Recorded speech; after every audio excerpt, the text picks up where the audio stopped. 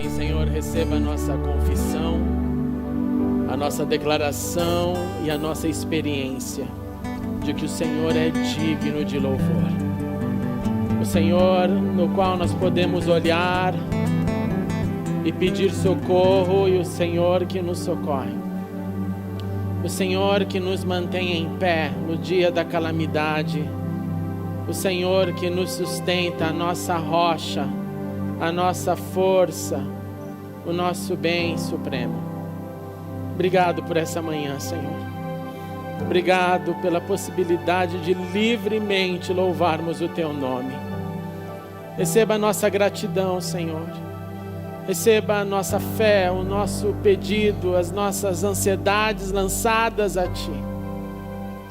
E faz com que, Senhor, mais e mais possamos honrar o Teu nome, pelas oportunidades que o Senhor tem nos dado como igreja para Te louvar. Obrigado por essa orquestra, por cada um desses músicos, dessas vidas preciosas. Obrigado pela Amélia e pelo Paulo na condução desse trabalho. Obrigado por neste domingo, a nossa opção, Senhor, é aquela que se une ao canto do passado que dizia: alegrei-me quando me disseram, vamos à casa do Senhor. E obrigado porque aqui estamos. Receba a nossa adoração e continue conosco, em nome de Jesus. Amém e amém. Vamos aplaudir ao Senhor uma vez mais. Aleluia. Você pode se assentar, meu irmão, minha irmã. Bem-vindo a todos. Que manhã maravilhosa. Eu queria nesse momento declarar a assembleia de posse de 1/3 da diretoria estatutária aberta e convidar aqui todos aqueles que foram eleitos que venham aqui na frente para nós orarmos. E enquanto eles se encaminham para cá, sem vergonha nenhuma, simplesmente venham rápido, todos os que foram eleitos. Eu quero aproveitar para agradecer a todos, uma vez mais, que participaram desse processo, que concorreram, que disseram o seu sim, conte comigo, estou aqui para servi-los. Muito obrigado. Receba não só a minha gratidão, mas a gratidão de toda a igreja. Pois sem essas pessoas não adiantaria nada, nenhum processo democrático, pois não teremos pessoas para servir a Deus. E essas pessoas representam, então, aqueles que a igreja indicou, que a igreja votou, que a igreja elegeu, para que possam compor a nossa parte. A nossa... Quer ficar comigo? Eu não posso, eu tenho que ficar aqui, você vai para casa. Mamãe já vem te buscar, não se preocupe não. Um dia você pode estar aqui, com a graça de Deus. Tchau. Achou o sapato dele por aí? Com aqueles, então, que irão cuidar dessa área da diretoria administrativa da igreja, para que a gente continue sendo igreja que viva com clareza, com transparência. E essa, para mim, é a nossa maior alegria. Então, nessa hora, nós vamos ficar em pé uma vez mais, estender as nossas mãos e pedir que Deus abençoe esses nossos irmãos que terão essa missão para executar. Senhor, aqui estão esses teus filhos e filhas que o Senhor trouxe para esta estação, para este momento. E eu te suplico, Pai, que a tua bênção, que a tua unção possa estar com eles. E que eles possam ser, Senhor, ferramentas importantes na área administrativa da igreja. Para que continuemos, Senhor, sendo uma igreja que viva na base da integridade, da verdade e da justiça. Por isso te clamamos, Senhor, derrame da tua bênção sobre cada um deles. Por toda a diretoria que já tinha sido eleita, que todo esse grupo agora juntos, Senhor, possam continuar cuidando das coisas referentes à casa do Senhor. E que o Senhor possa colocar em todos nós a alegria de caminharmos assim, na integridade, no amor, seguindo as pegadas de Cristo. Assim os abençoamos e te glorificamos, em nome de Cristo Jesus. Amém e amém. Aplaudamos o Senhor por essas vidas. Que Deus os abençoe. Pode se assentar. Você permaneça em pé ainda. Abra sua Bíblia no Evangelho de João, capítulo 8. Eu declaro encerrada a assembleia de posse de 1/3 da diretoria. Uma explicação que acho que vale a pena. Antes de algum irmão chegar para mim no final do culto e falar assim, ô pastor, você tem que cuidar do seu filho, porque isso acontece. Eu queria deixar bem claro para vocês que meu filho tem o transtorno do espectro autista. E essa é a missão que eu tenho na vida, de cuidar dele. Então não ouse vir falar comigo sobre cuidar do meu filho dessa forma. Porque se vier, você vai ter uma resposta que você não vai gostar. Porque ele não é normal, talvez, como seu filho. E o meu pedido é que você ore por mim, que você ore pela minha casa, porque essa missão, Deus vai ter que me responder quando eu estiver diante dele. Falar, por quê, Senhor? Mas por hora, o meu trabalho é cuidar e amar, e eu conto com seu amor, com seu cuidado, não só por mim, pela minha família. Evangelho de João, capítulo 8, verso 10, diz, então Jesus pôs-se de pé e perguntou-lhe, mulher, onde estão eles? Ninguém a condenou? Ninguém, Senhor, disse ela. Declarou Jesus, eu também não a condeno. Agora vá e abandone sua vida de pecado. Oremos uma vez mais. Obrigado, Senhor, porque agora também poderemos ouvir a Tua palavra. Dá-nos da Tua graça, da atenção devida e fale conosco, nos preparando para a ceia. É o que pedimos em nome de Jesus. Amém e amém. Podemos assentar, meus irmãos. Continuando a nossa série de Quaresma 2019, Quaresma que significa 40 dias que antecedem a Páscoa. Neste momento que estamos jejuando nas quartas-feiras, estudando no Instituto Perdizes, lendo o Evangelho de João e refletindo aqui no nosso ensino dominical sobre o ministério de Jesus. É impressionante perceber o quanto Jesus nos ensina com cada exemplo. Se você pegar cada evento, cada história, cada encontro de Jesus, você poderá ler a sua vida inteira estes eventos, esses encontros, e cada vez você perceberá que tem algo novo para te ensinar. E tudo isso serve de aperfeiçoamento para a nossa jornada. Jesus não propõe o óbvio, ele com as suas atitudes, ele dá soluções inesperadas, e as soluções inesperadas que Jesus dá, geralmente elas contrariam a ordem ou a lógica deformada dos humanos. E essas alternativas que ele nos dá, depois que nós ouvimos, nós percebemos que elas estavam diante dos nossos olhos, mas nós não enxergávamos. Ela era acessível a todos nós, mas por causa da nossa deformação, nós não enxergamos o óbvio. Então Jesus precisa pegar o óbvio, trazer o óbvio, apresentar o óbvio, aplicar o óbvio e dizer, está vendo? Estava aí diante de você. Então o genial, o impensável, mas que estava diante de todos, é o que acontece aqui neste contexto. Estava diante daquele grupo o genial, o impensável, o tolerante, mas que não era o óbvio respondido por aquele grupo diante de uma situação. Mas quando eles se encontraram com o Senhor vai e aperta esse botão daquilo que deve contrariar a razão ou a maldade humana. O cenário é Jerusalém, ele estava nas regiões do Monte das Oliveiras, e ao amanhecer ele vai para o templo. O povo se reúne ao seu redor e ele se assenta para ensinar o povo. Jesus, desde o início, mostrou que discípulos eram alunos, que alunos aprendiam. E para aprender, precisava se assentar, para ouvir, para desfrutar de comunhão, para perguntar, para ter comunhão. Jesus praticava o Salmo 133, que diz, Rinema tov manaim shevet. Que bom e agradável que os irmãos se assentem, estejam sentados em união, para ter comunhão, para aprender, é o que diz originalmente este texto.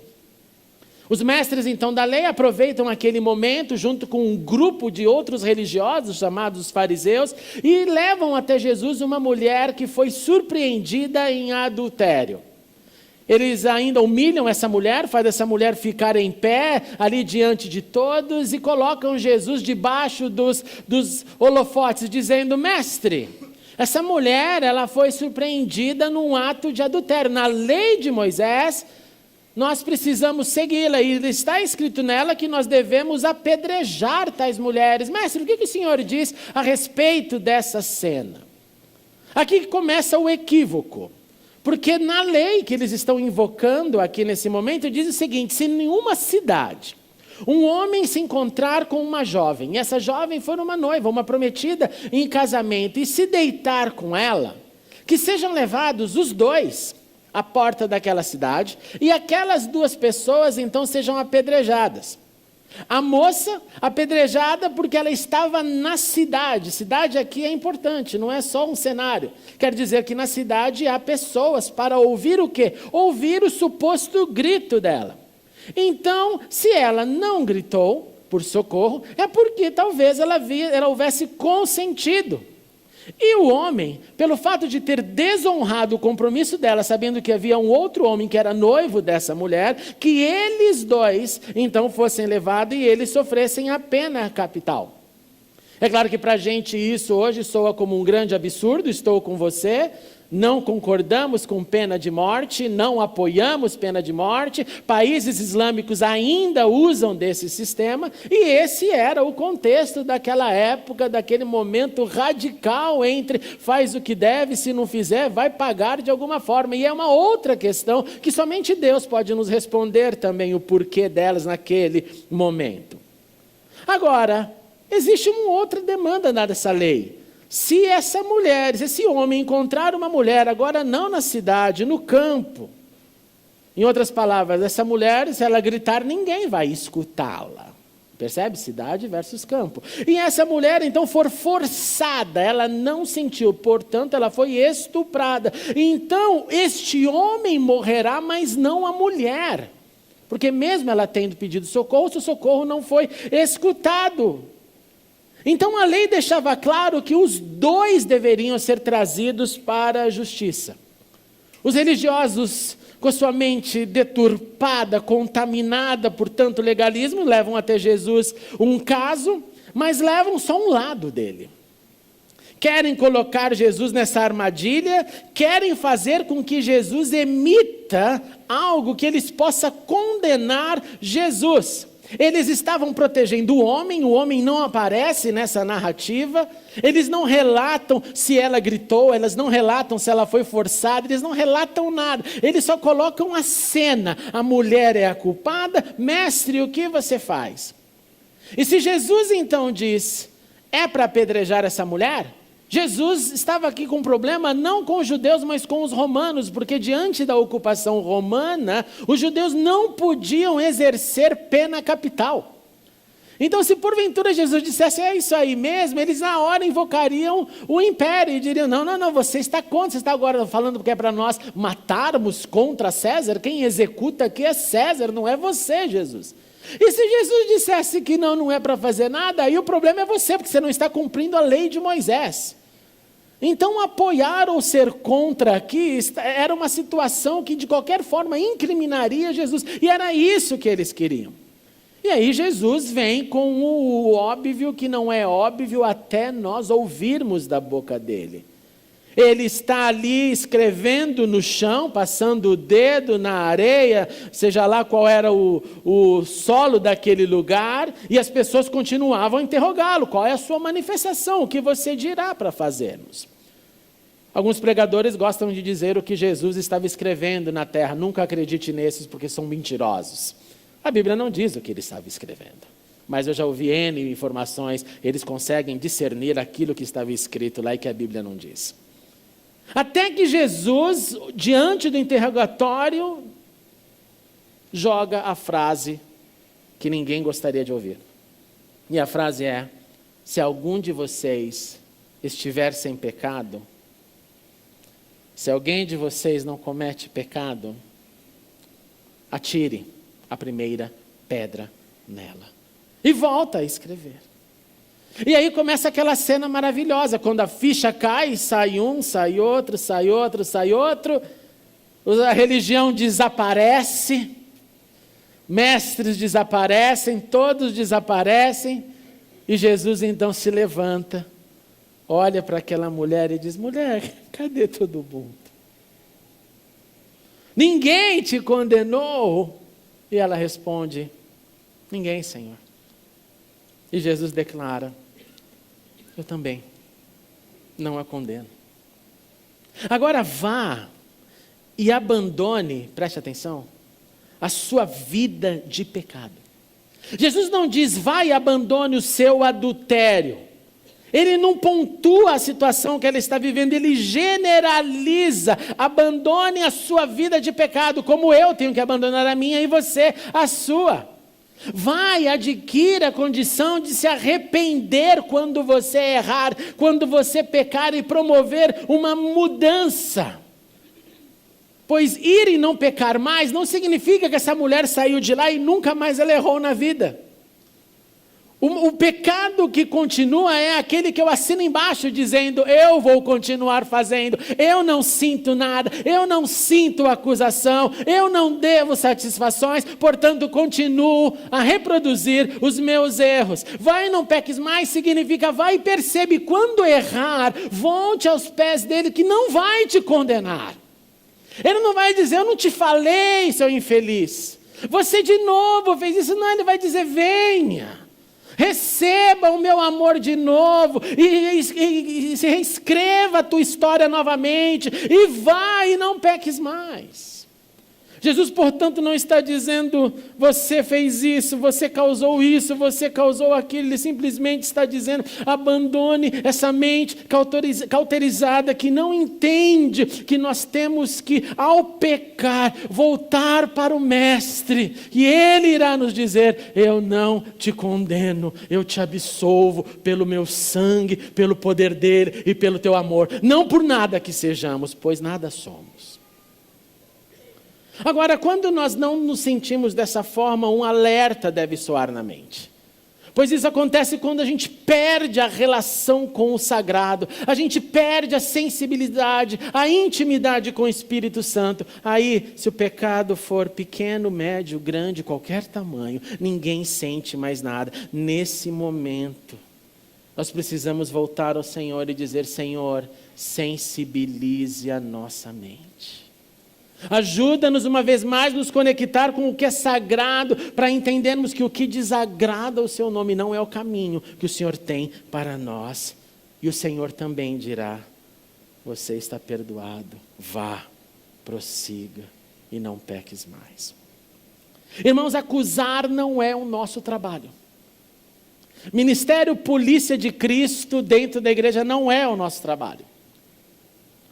Quem acusa é o acusador, e não os filhos daquele que veio para remir a todos. A nossa atitude então deve ser de acolhimento, pois quem fez algo já sofre pelo que fez. Talvez não demonstre isso porque está fugindo do sentimento, mas sofre. Eu não vou lá então colocar uma carga maior, eu vou acolher. E é nessa hora que vem os pensamentos altos, dizendo: mas pastor, e se a pessoa não quiser mudar? Problema dele. Problema dela. Não é problema meu. Eu vou ter que dar conta para Deus da minha vida. Você vai ter que dar conta da sua vida. Deus não vai perguntar para você, do seu irmão que está na igreja, que há 10 anos com você. Ele não vai perguntar, você vai dar conta de si mesmo. Então deixe que as pessoas passem pelas suas jornadas rumo à mudança. Tem gente que muda rápido, tem gente que demora 30 anos para mudar, e tem gente que nem depois de 40 quer mudar. Ela ainda está brigando, está dando justificativa, porque não faz, porque não assume, porque não vê os seus erros. É assim a vida. Qual é meu papel? Que o Senhor te abençoe, que o Senhor te ajude, que o Senhor constranja o teu coração. Não é também a nossa tarefa determinar o tempo que uma pessoa deve ter para que ela acorde para o erro que ela tem cometido.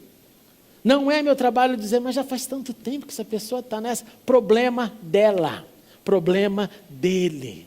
O meu trabalho é de acolher os que são ágeis para mudar, os que são demorados, e também aqueles que eu não verei a mudança. Uma vez eu aconselhei um jovem, ele chegou até mim e disse: Eu sei que esse é o caminho. Eu sei que é isso, que essa é a verdade. Eu só não quero. Eu nunca me esqueço dessa pessoa, porque num momento Deus me deu a oportunidade de orar com ele, eu orei com ele. Houve uma manifestação demoníaca. Depois de tudo que aconteceu, eu ainda olhei para ele: você tem certeza que você não quer? Ele falava: não quero agora. Eu sei que é certo, pastor, mas eu não quero. A minha dor maior foi porque depois de um tempo esse jovem foi assassinado nas ruas. Por engano. Assassinado por engano. Achavam que ele estava metido em coisa e não estava. Tinha nada a ver com a situação que aconteceu. E eu fiquei pensando: Senhor, tomara que ele tenha tido chance naqueles últimos segundos. Porque geralmente nessa hora vem de novo a voz dos que são óbvios na fé e diz: foi para o inferno direto. Não é assim que você foi ensinado? E nessa hora eu falei: Senhor, que naqueles segundos entre vida e morte que ele tenha dito: Jesus. E se ele disse Jesus, o Senhor olhou para ele e disse: vem para os meus braços e está tudo bem. Porque nem Jesus falaria: não, agora não vai dar, porque você tem que confessar, você tem que levantar a mão, dizer que Jesus é teu Senhor, você tem que fazer curso de batismo, você tem que batizar, tem que passar por assembleia de movimentação de membros, e quem sabe, talvez, daí depois eu te receba. Jesus só falaria, como disse em outra ocasião: hoje mesmo, eu e você, no paraíso. Porque Jesus não acusa, Jesus redime. Jesus não pisa na ferida, Jesus cura a ferida. Jesus nos dá um exemplo de acolher e não de expulsar. Portanto, meus amados irmãos, quando você, juntamente comigo, sentir vontade de acusar, lembre-se da fala do Mestre, que uma vez nos encoraja dizendo: se você não tiver pecado, então atire a primeira pedra. Mas se não for esse o caso, abraça e ore e abençoe.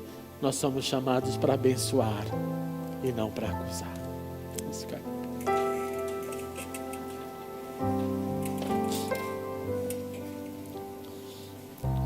Queria te pedir que nós dessemos as mãos, sinal de profunda unidade nessa hora.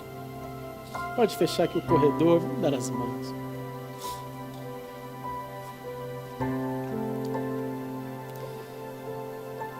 Comece a orar por você. Sem falando: Senhor, me ajude a acolher o diferente, o errado, o maluco, o certo, qualquer um. Senhor, faz de mim um canal de bênçãos para todos. Daqueles que eu gosto e daqueles que eu não gosto. Aproveito para mostrar diante de Deus isso, porque Ele conhece. Senhor, é isso aí. Ore por você, porque se não começar em mim, em você, em nós, não vai ter mudanças. Fale com teu Deus nessa hora, fale com Ele. Sim, Senhor, ajuda-nos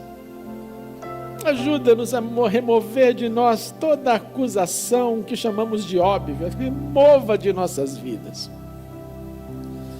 Faz com que, Senhor, o amor cresça, o amor que absolve, o amor que abraça, o amor que acolhe. Porque a Tua palavra diz que a justiça é Tua, não tem nada a ver comigo, ela é Tua, e a Tua justiça ainda é cheia de amor. Ajude-nos então a parte que nos cabe, Senhor, que é amar ao próximo como a nós mesmos. Ajude-nos a manifestar esse amor, a quebrar barreiras, a ir diante do diferente, a ampliar os nossos círculos de amizade, Senhor. Que Que a gente não tenha rotas fechadas de amor e de amizade, mas que a gente não se conforme de ver um ser humano diante de nós simplesmente virar a cara ou fingir que não vê. Em nome de Jesus, faz isso na prática da nossa vida, Senhor.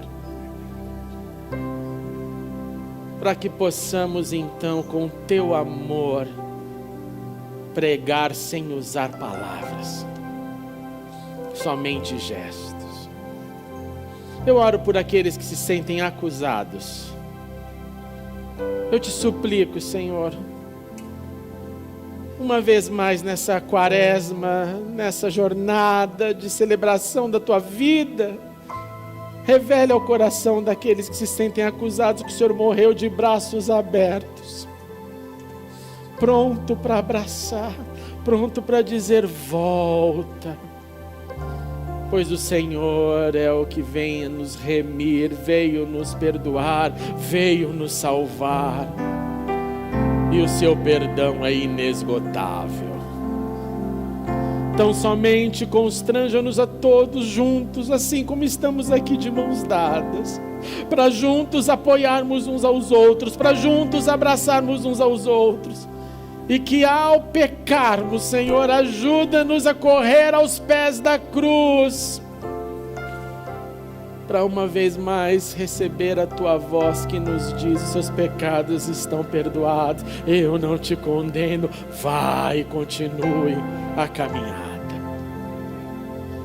Faça isso em nós, Pai, porque a gente precisa disso, para que não sejamos hipócritas, religiosos, mentirosos, mas que sejamos a expressão do amor, o teu amor, em nome de Jesus. Amém e amém. Dê o seu abraço aos seus irmãos e vamos acolher uns aos outros sempre. Aleluia.